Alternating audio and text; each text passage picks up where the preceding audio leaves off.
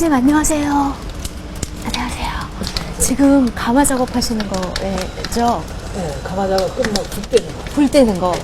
불의 온도가 어느 정도 되는지는 어떻게 아세요? 불 색깔 보고 알거든요.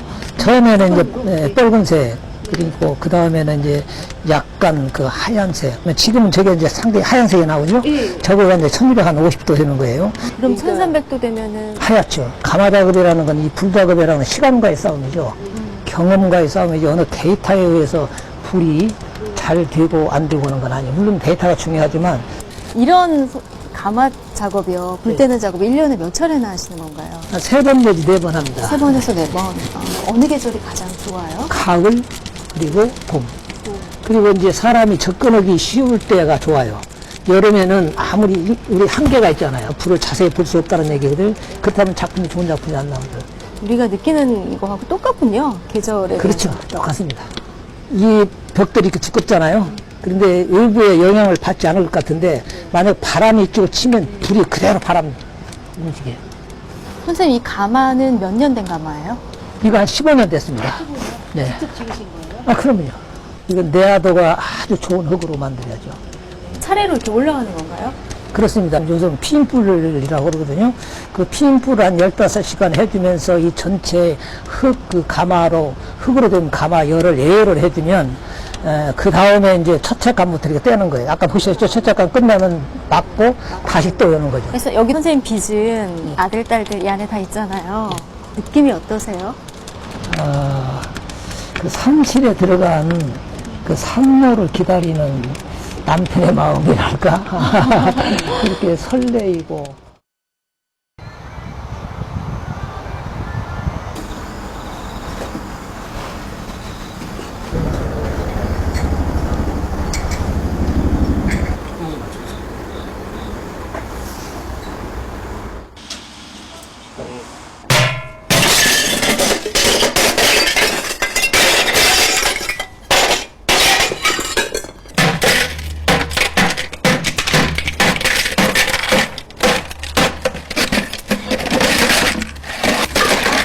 선생님 잠깐만요.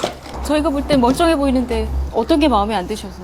이 뒤쪽이 색깔이 좀 안 좋아가지고 깨지진 않았는데 색이 안 좋았습니다. 이런데 미련을 가지면 안 돼요. 깨는 걸 배워야, 깨는 것부터 배우라는 말이 있거든요. 도자기는 만든 사람이 마지막 책임지는 거죠. 이것도 지금 깨실 거예요? 잘생기고 잘 나왔는데 옷을 잘 입었는데 이게 터져버렸군요. 터졌어. 그러니까 이거를 예측을 할 수가 없는 거잖아요. 그 가마 문을 열을 때 그때까지도 모르잖아요. 꺼내가지고 하긴. 이게 매번 다른 그런 설레임일 수도 있겠네요. 감별을 하셔서 지금 잘 된 작품들 저기다 모여 있는데 이 작품들 어디다 보관을 하나요? 조그마한 전시장입니다. 네. 보여주실 수 있을까요? 그럼요. 네. 야, 선생님 여기가 그러니까 도원요에서 나온 작품들을 잠깐이나마 전시를 해놓는 공간인 거죠? 네, 그렇습니다. 이거는 정말 순백의 달 항아리네요. 예, 달이 여러 개 떴습니다. 달이 여러 개 떠있네요, 정말. 이게 선생님 이번에 가마에서 나온 작품. 제일 제가 마음에 드는 작품이에요. 참 예술가들한테 절대 이런 질문 하지 말라는 건 듣고 왔습니다만 궁금해서 정말 수많은 도자기 가운데서 예측하지 못한 아름다움으로 정말 가장 귀한 작품, 가장 비싼 작품은 어디 있나요? 이 뒤에 있는 그 다랑아리 형태인데요. 네. 선생님 좀 잠깐 가서 볼 수 있을까요? 네. 이 작품이요? 네. 예.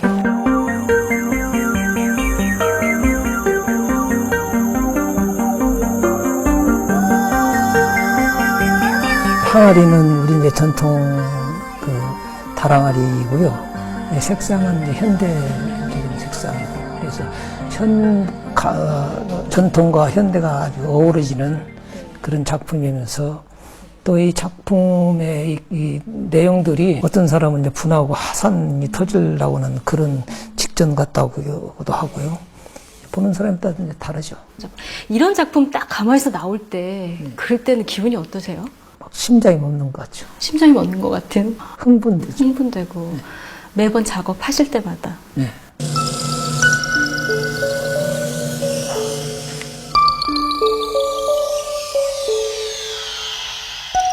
사모님 만나셨을 때보다 더. 어쩌면 그럴 것 같은데요.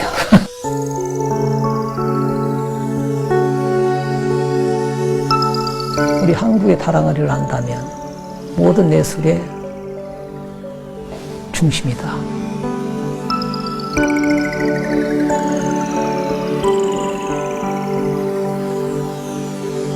이 시대가 필요한 조형과 색상을 만들어내야 할 책임이 있는 거죠. 그 불작업, 가마 작업하고 물레 돌리시고 이러려면 아무래도 손목을 좀 많이 쓰셔야 할 것 같아요. 네, 많이 쓰죠. 이 어깨부터 지금 아픈데 너무 많이 사용했기 때문에 이제 그럴 시기도 됐죠. 그럼 항상 이게 작업하실 때는 붕대를 많이 감으세요? 요즘에 이제 그전에 안 감았어요. 우리나라 도자기 하면 외국 사람들이 제일 먼저 떠올리는 게 이제 청자더라고요. 우리나라 그 도자 역사는 참 특이해요. 그 왕실이 바뀔 때마다 도자기가 바뀌죠. 약 480년 동안에 고려 청자가 중심을 이뤘다면 조선조 500년 동안은 백자와 분청사기가 그 주종을 이루죠. 그러니까 왕실이 바뀔 때마다 도자기가 바뀝니다. 이제 청자, 백자, 그리고 뭐 분청사기. 네. 이런 도자기들 각각의 미감도 다르잖아요. 종교와 도자기, 이 생활 문화하고는 그 직접적인 관계가 있기 때문에 그 도자기도 그 시대의 어떤 문화에 그 반영을 하는 거죠. 그렇기 때문에 어느 나라를 가든 간에 맨 먼저 박물관을 가보면 그 나라의 문화와 정치, 민족성을 알 수 있다라는 말이 있잖아요. 그만큼 거기에 대표적, 즉 중심에 서 있는 것이 흙으로 빚은 도자기라고 볼 수 있는 거죠. 중국이나 일본하고 비교했을 때 한국 도자기의 특징이 있다면 어떤 게 있을까요? 도자기를 좋아하는 그 미학자들 얘기가 그 공통적인 얘기가 있습니다. 중국은 그 대륙적인 기질이 있잖아요. 그 우선 땅이 넓기 때문에 그래서 그 웅장하죠. 웅장한 맛이 있고 또 일본에는 그 아기자기한 맛이 있는데 한국은 아주 자연스러운 그런 맛이 있다고 그러죠. 선생님 이제 도자기에 끌렸던 계기가 굉장히 운명적이더라고요. 우리 가족 그 내역은 전혀 도자기하고는 관계가 없죠. 내가 어느 날 윤사동 그 골통공상이죠 그때 거기를 지나다 보는데 그 분청사기 그릇인데 대개 이제 그릇을 바로 이렇게 진열을 하잖아요. 그렇죠. 그런데 이렇게 반대로 이렇게 한 뒤집어서, 거예요. 예. 그런데 이 굽을 보니까 옛날에 시골에 가면 그 집신을 이제 신었거든요. 그 집신이 다 다른 그런 느낌이 오는 거예요. 그래서 옛날 생각이 나는 거예요. 그래서 이걸 만든 사람이 누군가 하고 이제 제가 수소문을 해본 결과 바로 옆에 다방에 있을 거라고 그래요. 그래서 이제 진짜 그분을 운명적이네요. 만났는데 그분이 바로 이제 지은택 선생이셨어요. 그렇게 한국 도자기의 아버지라고 불리는 분을 그렇게 운명적으로 또 만나셨잖아요. 그래서 이제 도자기를 해야겠다 생각을 하셨을 텐데 그때가 선생님 몇 년도죠? 62년도죠. 62년도. 선생님 20대 때. 네. 근데 선생님 60년도면 사실 먹고 살기도 힘든 시절이잖아요. 아주 힘들었죠. 그렇죠. 근데 도자기를 누가 사겠어요? 집안에서 반대 많으셨을 것 같은데. 뭐 정신질환자라고 생각하는 사람이 있었죠. 그런 고통도 겪으면서도 이것이 꼭 나에게 내가 꼭 해야 하는 일인가 또 생각도 안 나면서도 그냥 끌려가서 오늘까지 온 거예요. 첫눈에 반하셔서. 그렇게 보아야 될까요? 예. 야, 그 끌림이 어느 정도이셨길래 이렇게 사모님 만나셨을 때보다 더 강한 그런 끌림이었나요? 어쩌면 그럴 것 같은데요. 이건 신중하게 대답하셔야 되는데 저희 방송에 나갈 건데요. 그래서 어쩌면이라는 말을 썼습니다. 어쩌면, 네.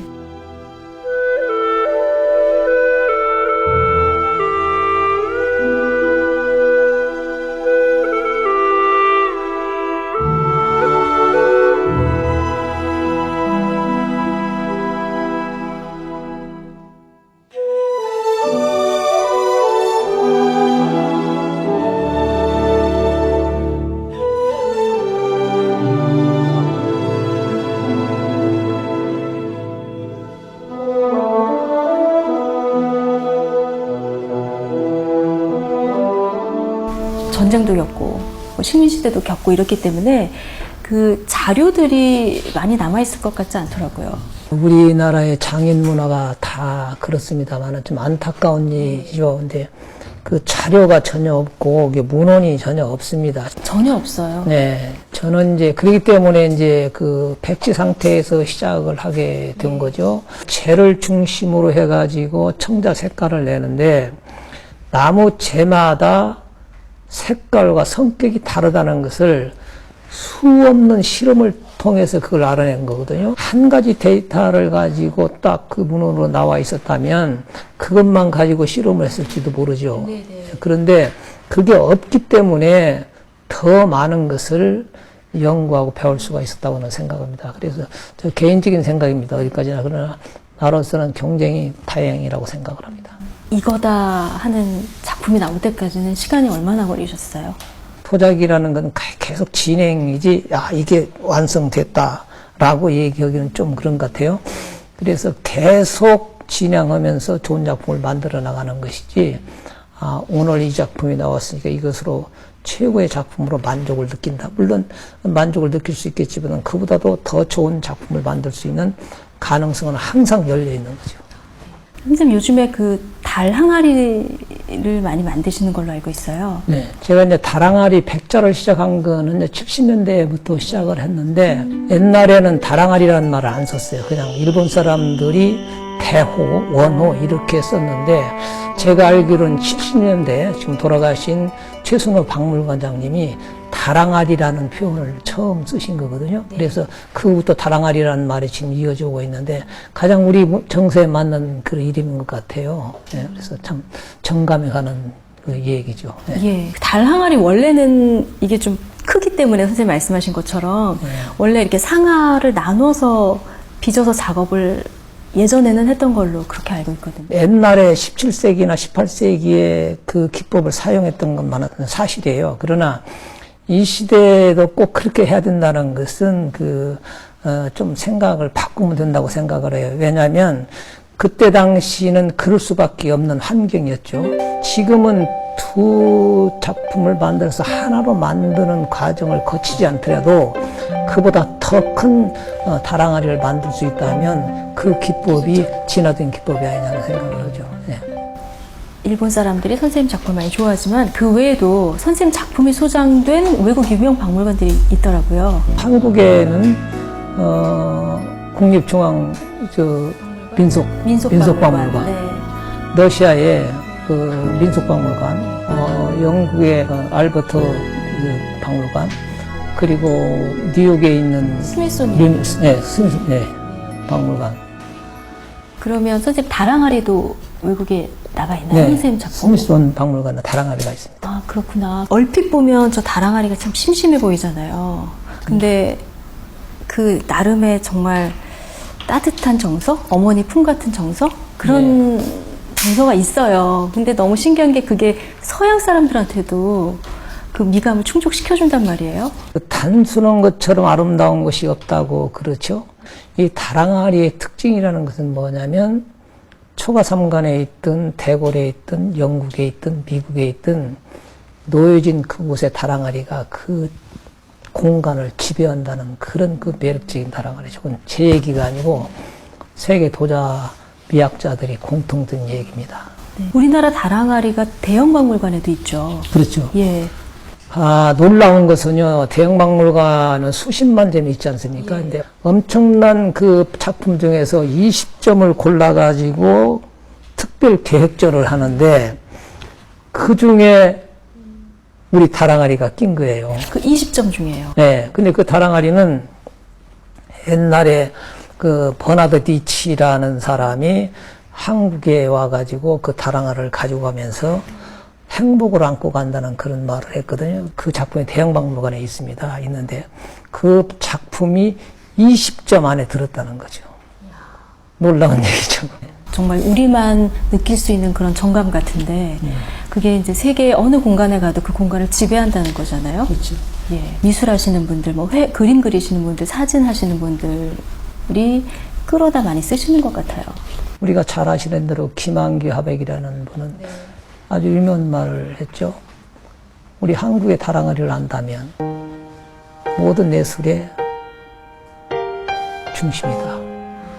그러니까 그분도 평소에 다랑아리를 소재로 그 그림을 많이 그렸죠. 그래서 참 다랑아리가 가지고 있는 아름다움이라는 건 우리 입으로 표현할 수 없는, 정말 우리 가슴을 정말 편안하게 안아주는, 끌어안는 그런 그 매력이 있어요.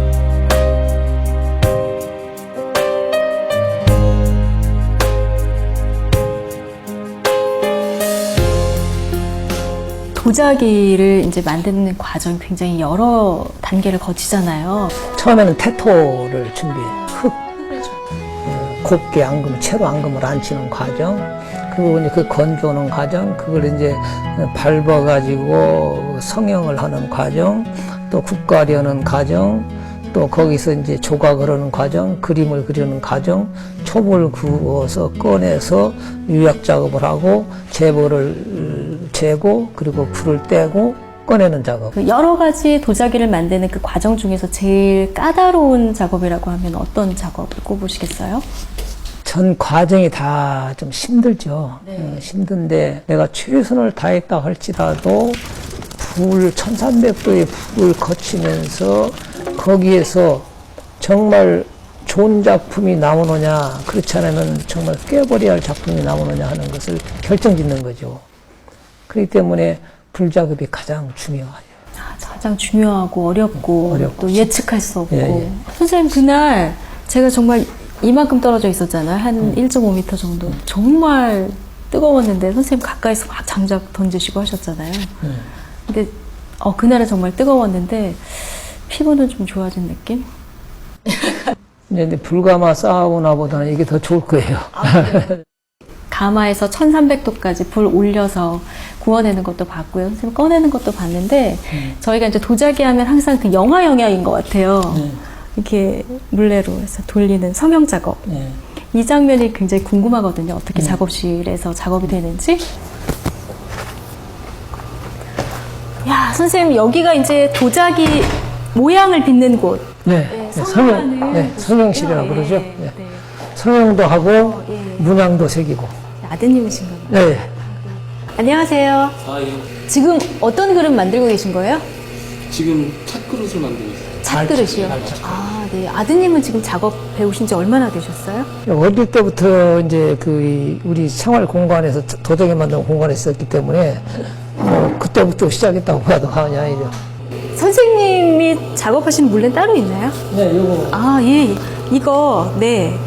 목물레예요. 옛날 재래식 물레. 이건 몇 년 된? 저 이제 내가 처음 시작할 때부터 했으니까 50년. 50년? 네. 50살 된? 네. 이야. 선생님, 이거 발로 일일이 다 돌려가지고 하는 정말 전통 방식의 물레군요. 네.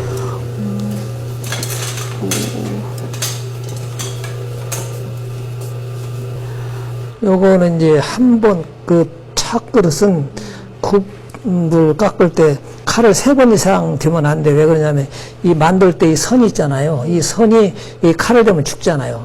그렇기 때문에 칼을 딱 3번만 대면 3번 돼가지고 무게가 딱 맞아 떨어져야 돼요. 근데 50년 됐는데 선생님 멀쩡하네요. 이제. 비 맞지 않으면 뭐 이 나무가 썩질 않으니까. 이건 무슨 나무예요, 선생님? 포프라 나무라는 거 있죠. 그 가로수 하던. 네네. 그 나무. 50년 동안 한 번도 한눈 파신 적 없었어요? 딴 일은 한 적이 없죠. 한 길만? 네, 이거 외에는 제가 한 거 없고. 전생에 사기장 하셨었나 봐요. 뭔가 이루려다가 다 못 이루고 다시 환생한 도공? 조선시대 도공? 그럴 수도 있겠죠. 네. 야, 선생님 든든하실 것 같다는 생각이 드는 게 지금 자제분들이 다 선생님 하는 일을 이어가고 있어요. 따님은 또 이론적으로 뒷받침하고 계시죠. 네, 걔는 이제 도자삭을 했고요. 지금 같은 일을 하셔서 그런지 손녀까지 3대가 모여서 이 공간에서 같이 산다고 들었어요.